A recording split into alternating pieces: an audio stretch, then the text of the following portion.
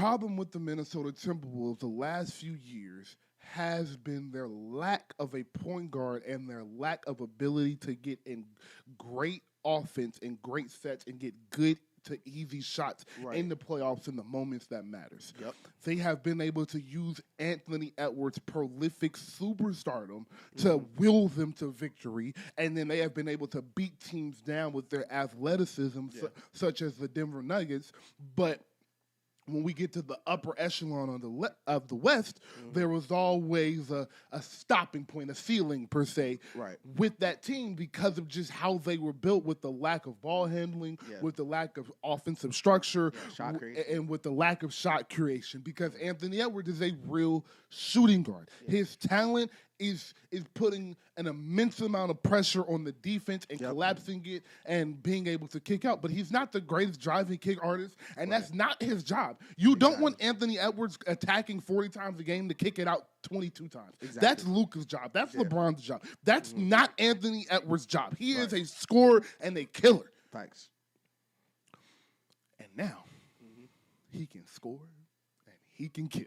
Just kill, bro. And that's all that matters. Ladies and gentlemen, last year, Anthony Edwards shot 49% on catch-and-shoot threes. Jesus but Christ. those were catch-and-shoot threes from Julius Randle and Mike Conley and Rudy Gobert. You are now having a point guard that is known for throwing collapsing defenses and throwing unorthodox passes to wide open shooters. So now you're going to consistently have defense in rotation. So whereas Anthony Edwards is catching the ball a lot with 8 to 10 eyes on him, you hear me say that a lot, with 8 to 10 eyes on him, that means most of the defense is looking at him. Now you're catching it. No one is looking at him but the guy that's coming to close out him, and you got somebody on the move coming towards you. And with his quickness and his first step, that's mission impossible. Literally. So it makes the Timberwolves a much better offensive team. Right. Defensively, I have questions. But we're going to stay happy for the first 7 minutes of this segment. So your turn. How do you feel about it? I'm going to be honest, because you know, and shout out to the people that's watching for a long time, you know how big of a LaMelo Ball guy I am. I was on record on this couch a year and a half ago. It's like, you put Cade on the Hornets and you put LaMelo on the Pistons, they probably look the same. I was that nigga. You did say that. I did say that, and I believe immensely in LaMelo Ball's talent. But I think LaMelo is going through something right now where he's a unique case study on NBA PR. Where before he was even old enough to play in college, Twin, yes. Niggas decided when he was 14, he can't be in the NBA. Yeah. He hadn't hit his growth spurt. He hadn't hit puberty. His attitude, his dad, all that stuff. So everyone is predispositioned to be like, I don't believe in that. And then despite everything he's did up until this point, I think because, one, you never have to watch the Hornets if you're an NBA fan. Yeah. And two, even if you do, they're not like an amazing team. So if you wanted to be like, see, he's not a winning player. It's going to be a moment to be able to pull from. Right. And last year, I think he played 70 games. I think they won 44 games when he played. I think it was 44 or 34 when he played. But what LaMelo is going to bring to Anthony Edwards and this Timberwolves team, my first reaction was, this is a terrifying team. This is a very scary team. Terrifying. Because I don't think people understand how different Anthony Edwards has been having to play basketball his first 4 or 5 years. They don't. On that team. They don't. Like, he is the initiator, their first or second best perimeter defender, depending on who Jaden is, because Jaden will be on big sometimes. And he is their number one option, and he's generating for everybody. But, like you said, that is a Luka LeBron thing, and not just skill set wise, they are 6'8", 260. Yep. Both of them. Yep. They are big, they can bang, they can take the contact. What you're seeing with Ant is, and especially last year, it was probably the most evident, and it's probably the catalyst for this trade, was it's wearing him down. Yeah. It's wearing him down, having to create on offense, play amazing defense, hit all the big-time leverage shots, make all the important choices. And with LaMelo on this team, the entire team is different. The entire team is different.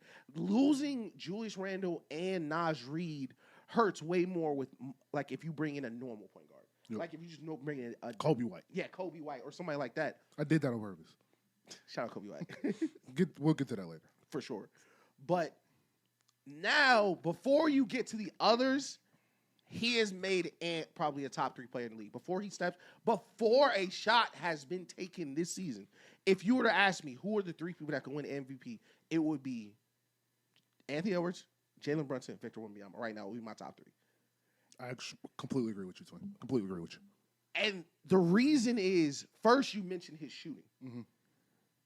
What I noticed the most, because I've watched, of course, I watched a ton of LaMelo ball. I think I went back and really watched every assist he had last year. There were more assists post All-Star breaks for dunks from LaMelo Ball than Minnesota had the entire playoffs. Think about that.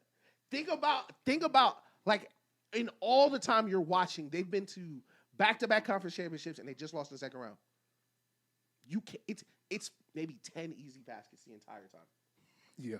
They have been playing at such a disadvantage where, all right, we overloaded the front court with talent. It probably was one of the best front courts in the league. But we lost so much on the shot creation that you aren't getting anything free. Yeah. Now, us like half-court decision-making Ant will have to do the double-team problem he's not going to have to deal with. But Rudy Gobert get that ball off the rim. Anthony Edwards and LaMelo are going. Yeah. They're going to create easy shots. They're going to push the pace, push the tempo. And, like, when they first got him, I was like, yo, he's going to change life for Rudy Gobert. And I think it was Stunner or Roby. Yeah, they were like, you're not going to change nothing because he can't catch. Rudy Gobert don't got to shoot no more. That we need Rudy to prove on offense. No, we don't no more. It lets everyone be the player that they want to be and are. Mm-hmm. Like, I don't need Ant to decipher double teams or run the PNR. Mm-hmm. Go be the best shooting guard in the league and go be 30 points on amazing defense. Yep. Rudy Gobert, I don't need you to be a short roll passer. I don't need you to do this. Man, listen, dunk, block, run. If you, like, catch it on the roll, that's one thing. But late in possessions or when Ant can't get the ball, they're not getting the ball back to Rudy Gobert. But this is the thing, Twin. What people aren't understanding, and I do want to touch the LaMelo side because I kind of just went straight X's and O's because I was so excited about them being good. But to the Rudy Gobert point, a point guard changes how a big is used because a point guard's job is to understand how that big is effective. Exactly. That's not Anthony Edwards' job, man. That's not Jaden McDaniels' job. I know Ant is a leader. I know Ant is one of the 5-6 best players on the planet. Yeah. But your position is still your position. Right. Anthony Edwards didn't come in this league, and Anthony Edwards was not drafted to know how the center wants to catch the ball, bro. Yeah, like your big has bad hands. How do you pass it to him? Like, that's not Anthony Edwards' job. And, like, sure, he's done if you watch year 1 with Rudy and this year with Rudy, night and day. Right. But that's LaMelo's sole purpose is to come in here, and LaMelo's skill is that he collapses the defense as much as he can before he lets go of the ball. Right. So if you see a lot of his assists from last year, he is so deep in the paint, the pass to the center is a handoff, essentially. Literally. And so that is going to change life for Rudy Gobert because he's not going to have to catch real passes anymore. Yeah. It's just going to be, I'm going to drop it in your hands. Yeah. He still has a little slow reaction time, but he's also 7'4" with a league with 3 7-footers in it. Exactly. So for every team except the Spurs, it will be effective. So that is my point to that. I have more, but go ahead. Before you go, I only have like a quick thing because I feel like you're gonna have something to say about this. But and this is the last thing I have because this is the last thing on the LaMelo side kind of for me because I really don't like the scoring is gonna be like I feel like that's something people are just gonna see. Like people are just gonna see he's one of the best shooters in the league and he can create his own shot. But as much as this is a perfect fit for the Timberwolves, for LaMelo, this is the perfect fit for him as a player. Mm-hmm. If LaMelo Ball is an elite basketball player, we are about to see. Like, barring health, if this 5 is on the court because and like I mentioned earlier with the PR and how people see him, like, people view LaMelo Ball, even though he's 6'8", like a Trae Young type of player. Yeah. And, like, they feel like that on defense, too. Mm-hmm.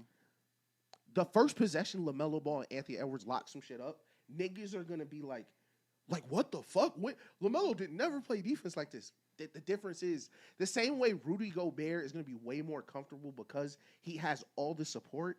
That is going to be the same thing with LaMelo Ball. Yes, sir. LaMelo Ball is going to have a rim protector. Yes, He's sir. going to have elite wings, and he is still 6'8". Yep. Like we talked about when Andrew Wiggins came to the Warriors, like, yeah, it's easy not to play defense when you're like a 30-win team. Funny enough, For on the sure. Timberwolves. On the Timberwolves, literally.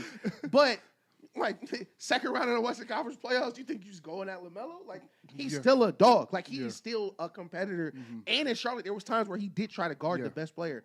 But this team is so scary because, bro, all right, look at the Knicks from last year. One of the biggest problems with the Knicks before they had Mike Brown was Jalen Brunson and Cat can't play defense. Mhm. That got Tom Thibodeau fired. Like they could not stop the Tyrese Haliburton pick and roll. Nigga, if LaMelo Ball played defense for 2 weeks, bro, you lose that series. Yeah. He didn't got to the whole season. Yeah. And he's not on your best player. He's not on your second best player. So if when they swing it to Case and Wallace, he just put his hand up. Like, all right, that's enough. Like, Yes, yeah, precisely, bro. Yeah. And he's not a player that you're gonna hunt because he's 6'8". So Right. like Shea at 6'6", 6'7" isn't gonna spend time trying to get LaMelo Ball on him unless he's Right. just having that type of night. Yeah. But so you said a few things that I want to get to. One, I want to touch LaMelo because that's who the trade is about. So I'm gonna go there. Yeah. And this is why you prepare for the show because you think of parallels, and that's why I be coming up with these stories and these stories before the show. It's like I sit and I think. And today I was like, there it is for this. Mhm. There was a quarterback that had an immense level of talent, came out of a big time school, was raved about, was the number 1 pick in the draft. But he went to a bad organization. And so the bad organization allowed him to get bad habits, bad Right. footwork, Embarrass himself. bad progression skills. He goes to 2 stops and eventually gets a starting job after the second stop and has one of the best comeback seasons we've ever seen to the point where he won the comeback player of the year because he was a bad quarterback and became a good one. Yeah. And last year he won a Super Bowl. Yeah, I think he came back from being ass.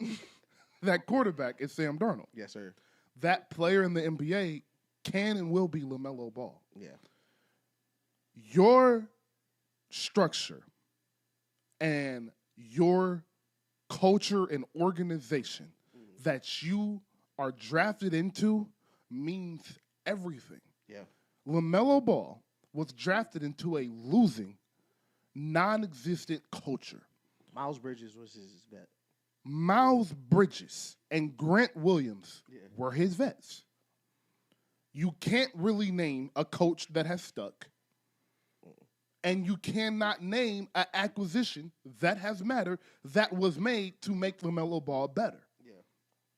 So you guys are judging him in the absolute worst possible scenario he could be in the NBA. Yeah. And saying he's a losing player and he's immature and he doesn't play defense and he's a clown because he didn't get Charlotte to the 5th seed in the second round of the playoffs, which no one has ever done ever in history. Right.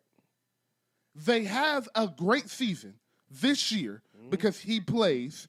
They actually have some good players on the team, and they make the play-in. They lose, but they make the play-in. They would have been in the playoffs if it was the old playoff structure. They have an excellent second half of the season. LaMelo Ball was at 20-7. Cocking up a rookie, almost rookie of the year. Almost rookie of the year. You have Brandon Miller coming into his own. And you guys look at this trade and say, good job, Charlotte. You got rid of a clown. You got rid of an immature point guard and asked what Minnesota is doing. I have no idea what basketball you guys are watching, but like it said, it just feels like you guys had this positional Melo that you don't want to move off on, and you don't have to move off on because you can put together a 2-minute rollout reel of him in Charlotte like you could do with anybody that's ever played in Charlotte. He played in Charlotte, bro. So now that he is in a new organization that has championship expectations, that has a set-in-stone culture, that has a leader that wants to win and is serious about winning, an established coach that is a player's coach and has a real, truthful, and honest relationship with his players that they love and revere. Now that he's going into that, a team where you're going to have to play defense. Defense is a non-negotiable with Chris Finch. So he's going to play defense. Like you said, he has a 6'7". He's 6'7". He's getting older. He's going to get stronger. He's going to get better core strength. He's going to become to a point where just can't move him easily. He's going to slide his feet. So the only thing I'm worried about with LaMelo is injury. On the offensive side, he is going to make them so much better. I explained that already. I won't go back there. But defensively, I think they'll be okay. The only thing I'm worried about with Minnesota, which is my second point, is them not having a real 4. Yeah. But you did just see the Knicks win a championship with Josh Hart, who is 6'5", as their 4. Oh, my God. Now, McDaniels is very similar to Josh Hart. Yeah. So if you can get him to further dive into that role and really be like, I remember, speaking of Andrew Wiggins, I remember during that 22-2 run, Draymond Green and Steve Kerr came to him in the first round and was like, you have to rebound. Yeah.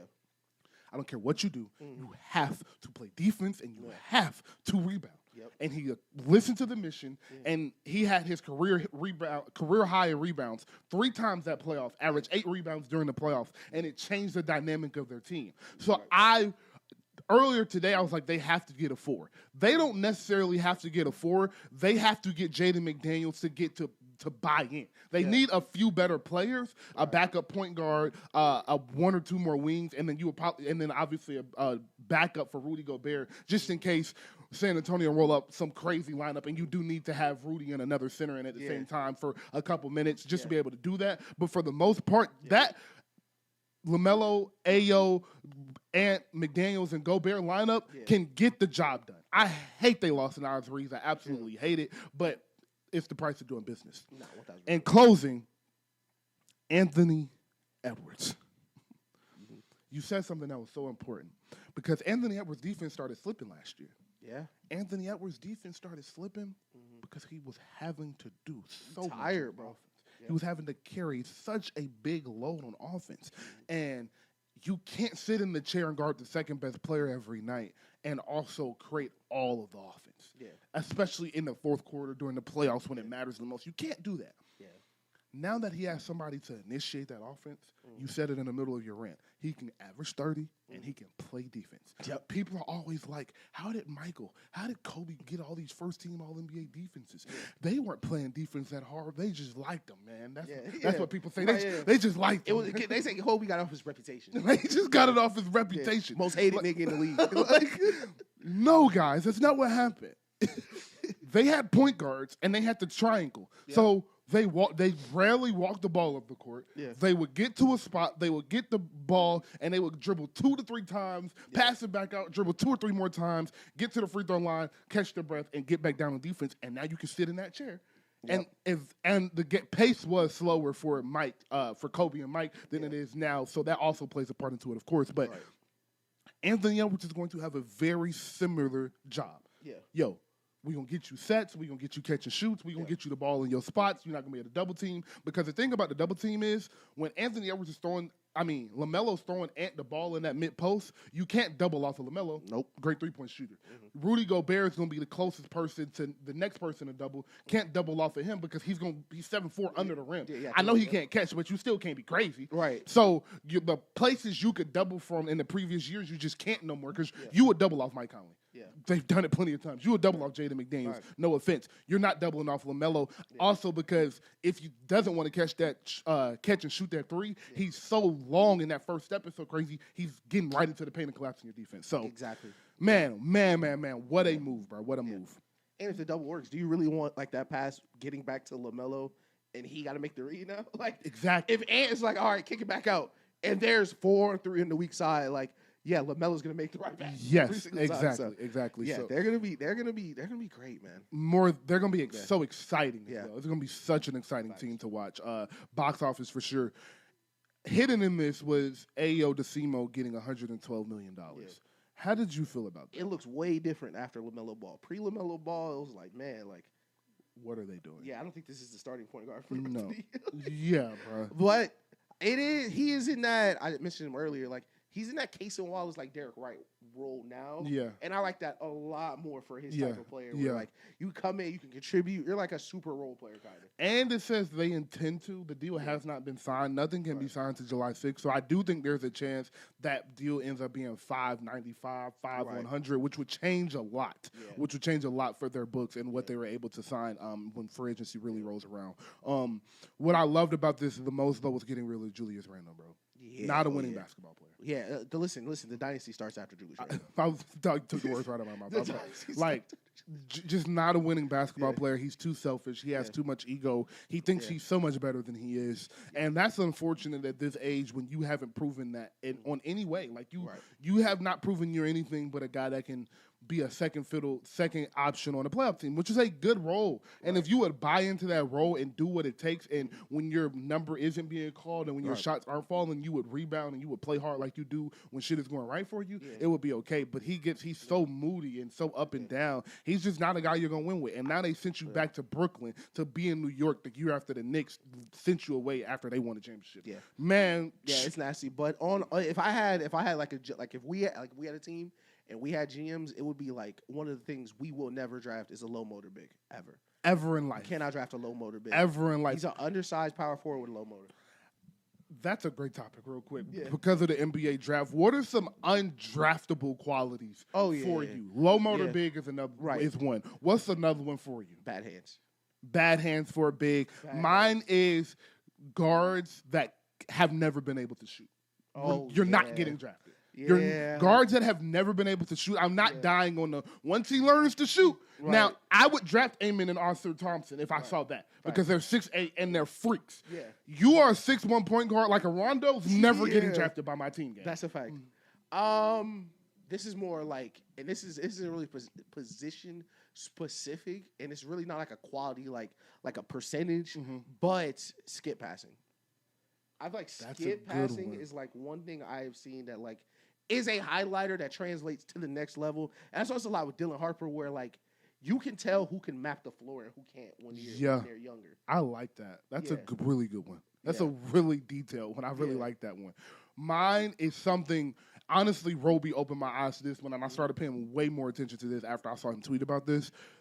Your touch around the rim, any position. Oh, yeah. Your touch around the rim is so important. Pominski, I talk about him a lot. He's a decent basketball player, but his touch is horrific. Yeah. It is really bad. It's bad. It's really bad. Like, you're routinely airballing layups and shit. Yes. Like if you're, and it's, sometimes it's like not even about the air ball. It's just like it hit the ball, it hit the rim and just fall off. Like it's no bounce around, no softness to it. Just hit the rim, come off. That's a fact. Yeah, I think that I'm sure. Of course, you guys are like yelling a bunch at the screen. Like, bro, this is obvious. I'm trying to think of like something individual to me like that I would be looking for in basketball. Oh my God. It's crazy how old we are because everything I'm saying is like old school shit. It is. Bigs that bring the ball down after rebounds. Great one. Bigs great that are one. like great one. Who default to the turtle shell. Like, oh my God, I cannot stand that shit, yes, bro. I absolutely love that. Yeah, because they do it. The reason this bothers me so much is because people don't understand they do it other times than when they rebound too. Yes. Because you're mentally like, oh yeah, let me protect the ball. So that is what you do to protect the ball. Yeah. So if you catch a pass in the lane, instead of keeping it up, you're mentally trying to keep it down. Yeah, so. This is a character one. I'm sorry. But teammates that come off the floor and don't stand up on the bench. Oh, yeah. Unless you are a number one, Darren Peterson, AJ DeBontis, anybody 3 through 30, you're not getting drafted by my team because that changes every like. I watch how LeBron acting like that on the bench early. He's 40 now, so it's okay. But like early in his Miami days, him acting like that, what that does for you. Steph, Wemby, how he acts like, and this is a guy that has been around a lot of sports. So I've seen this on the high school level, what it does for the best player in a high school team to be energized on the bench when the guy that don't really play that much is in the game and getting his few minutes and how that boosts his confidence. So I know at the NBA level that helps and that matters. So yes, that's all right. This is my last one because it's really not too many I can think of right now, and this is more so like it's like an individual thing. Taking technical free throws if you're not the best free throw shooter in the world. That shit makes me like side eye. Like, who the fuck told you to shoot that free throw? Like, Are you crazy, dog? Like, even if that That's shit funny. go in, bro. Like, That's hilarious. All right, that was a great little segment. All right, so let's jump into a quick, another little quick hot topic. There's been some trades happening. We're about to get into another one, but before we do that, who are your top 5 duos now in the NBA? We got some trades. We got Giannis in Miami, LaMelo's in Minnesota. Who are your top 5 duos in the NBA? I'm gonna start 1 to 5. Okay. Number 1, Jalen Brunson and Karl Anthony Towns. Wow, didn't think you were gonna say that. I love that. I love it. Hey, beat him. Beat him, fuck it. Number 2, Dylan Harper and Victor Wembanyama. I knew that was gonna be somewhere on here. Number 3, I'm gonna go Bam and Giannis. Okay. Number 4, Ant and LaMelo. And at 5, if they're playing together in a month, I'm gonna still go Amon and KD. Okay. Whoa, that's not what I thought you was about to say. Yeah. All right. So you said Amon and KD. Okay, cool.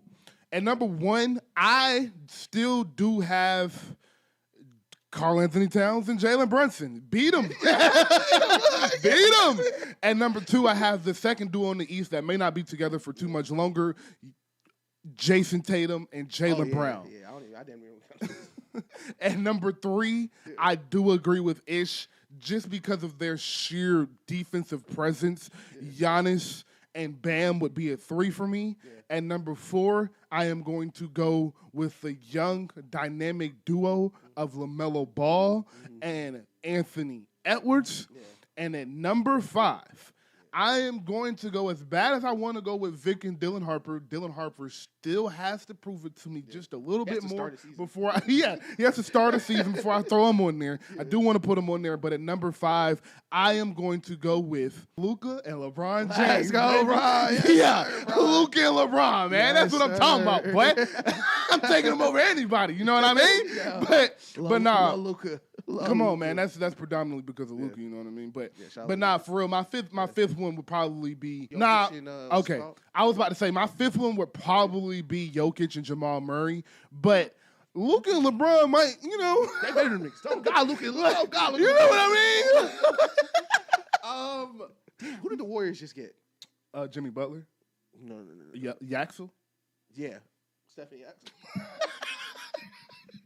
Nigga, just Steph and Bob. Nigga, just Steph, nigga. Love Steph. He do a lot of the heavy lifting there. Like, shit, if I got Victor there, fuck it. But jumping into the Spurs, man. Oh, sorry. Jumping into the Heat. Giannis